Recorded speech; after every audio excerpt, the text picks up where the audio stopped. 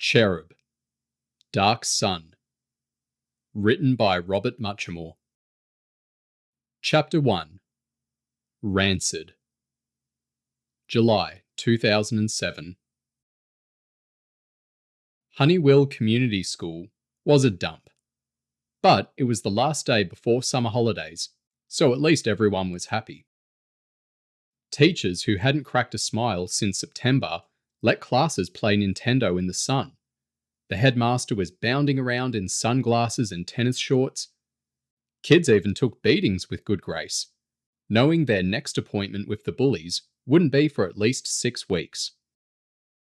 All the displays had been torn off the walls in Greg's second-floor form room.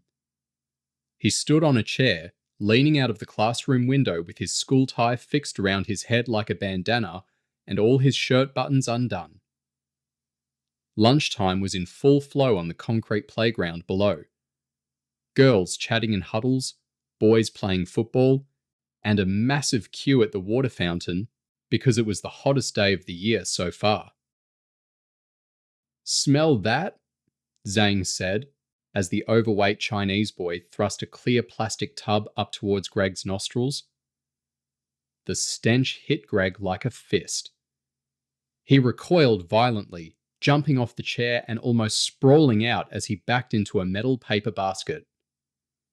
"You know it's bad," Zhang grinned, swinging the pot back towards Greg's nose. "Get off," Greg shouted, coughing and retching as he scrambled away between desks. "Is that your mum's cooking?" Zhang shook his head as he placed the lid back on the tub. "It's coleslaw from the school canteen. Says used by November 14th, but I just found it at the back of my locker." The third boy in the classroom was a skinny lad called George, and he was cracking up laughing. "Shut your mouth, stick boy," Greg shouted. "Unless you want me to rub your face in it." But now that the lid was safely back on the coleslaw, Greg saw the funny side himself, and he smiled even more when he saw the mound of junk Zhang had cleared out of his locker.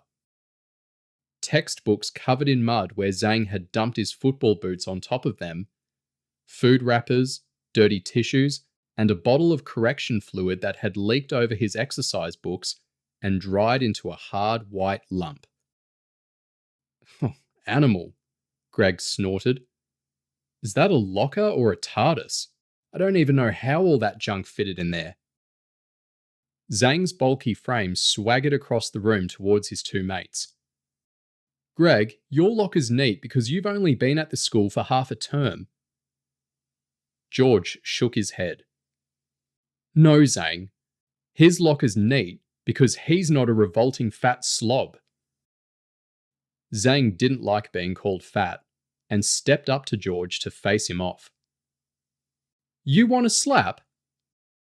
The pair had been best mates since nursery school, but that didn't mean Zhang wouldn't get physical if George mouthed off. Greg tried to prick the tension. "You're such a pair of tarts," he sneered. "Go on, snog and make up like you always do." Zhang took a step back before turning around and staring Greg out. But he wouldn't have dared do anything. Greg was only average height for a year 8, but he was sturdy, and biceps bulged under his rolled-up shirt sleeves. "Oh, Greg, I forgot," George said, as he scooped the last of the junk in his locker into the open mouth of his backpack. "I'm getting dragged to some barbecue at my aunt's house on Saturday. Zhang's flying off to China on Sunday, so if we're going to have the Xbox sleepover, I'm afraid it's tonight or not at all." "Oh," Greg said awkwardly, running his hand through a tangle of dark hair. "You can still come, right?" George asked. Greg shrugged, pulling out a little Nokia out of his pocket. "Sure, I guess. I mean, I'll just text my dad to make sure. But there's nothing else going on, so I can't see why not." "Cool," George said, slamming the door of his locker before wiping his brow on his sleeve. I take it my cousin Andy can still come? Greg asked. I know you've never met him, but he's the biggest laugh, I swear. More the merrier, I say, George answered, before making a big huffing sound. I don't mind the sun, but it's just too hot today. Greg laughed. This is nothing. When I lived in Australia, you'd get days like this in winter. Zhang tried to copy Greg's Australian accent. When I lived in Australia, it was 400 degrees in the shade. It was so hot the koala bears dropped out of the trees ready cooked. Don't mock the accent, Greg smirked. It drives the chicks wild. No accounting for female tastes, Zhang said. The meatheads they go out with. Just because Amy blew you out twice, George grinned as he strolled towards the window. Oh, and you're such a stud, Zhang replied. George stood on the chair by the window and leaned out to cool off in the breeze. He heard a distinctive laugh in the playground below and looked straight down. George turned back inside. Zhang, he yelled eagerly. Give me that coleslaw. My sister's standing right under this window. Greg and Zhang rushed over, dragging chairs behind them. Nice, Zhang grinned as the three boys leaned out and stared down into the sunny playground.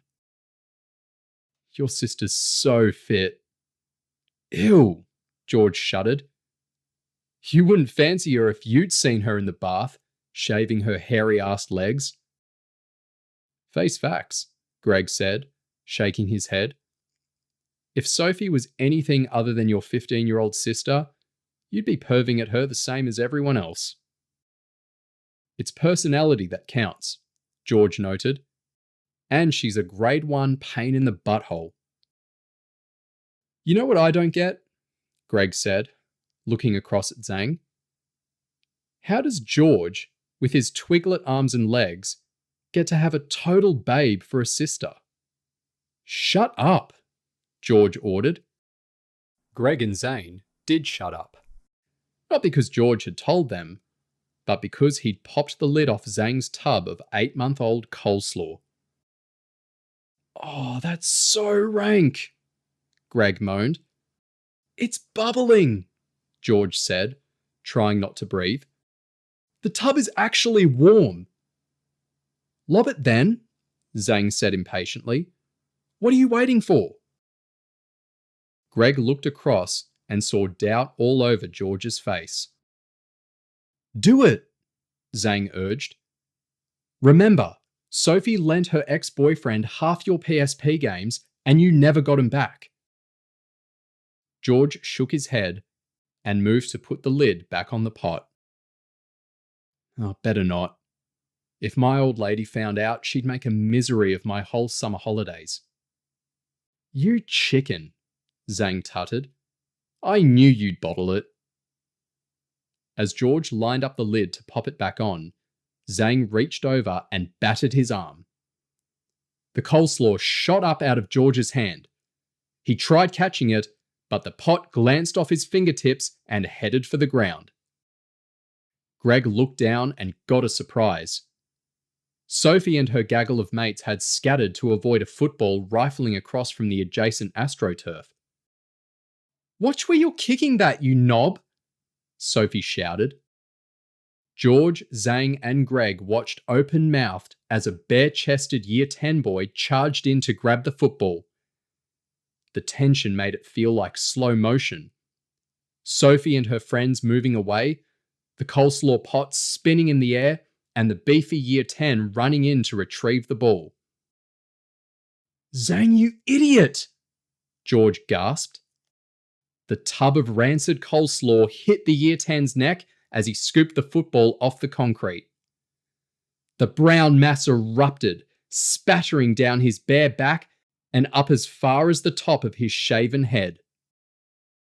Upstairs, the three boys dived away from the window.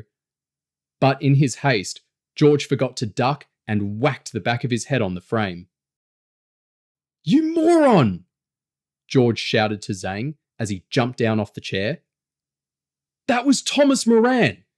If he finds us, we're dead!"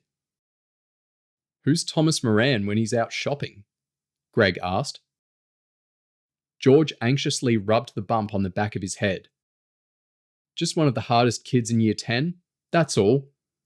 Him and his mates are all rugby players. Big rugby players."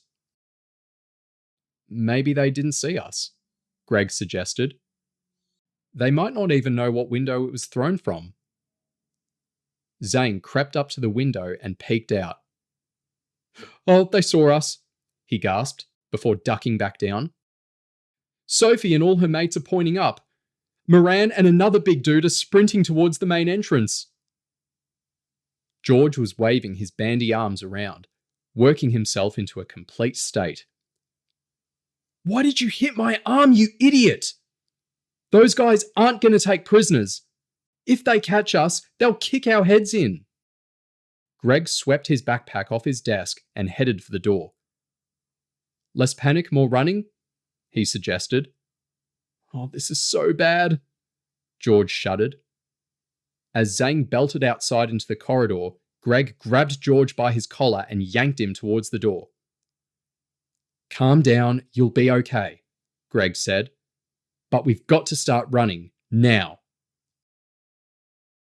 By the time George and Greg got out into the hallway, Zhang had already made it to the main staircase, 30 meters away.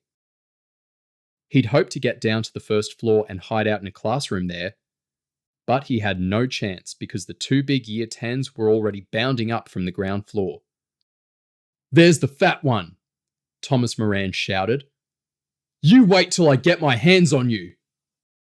Zhang's shoes squealed on the corridor tiles as he saw Greg and George belting out of the classroom in the opposite direction. "Guys!" Zhang yelled desperately, running as fast as his chunky legs would allow.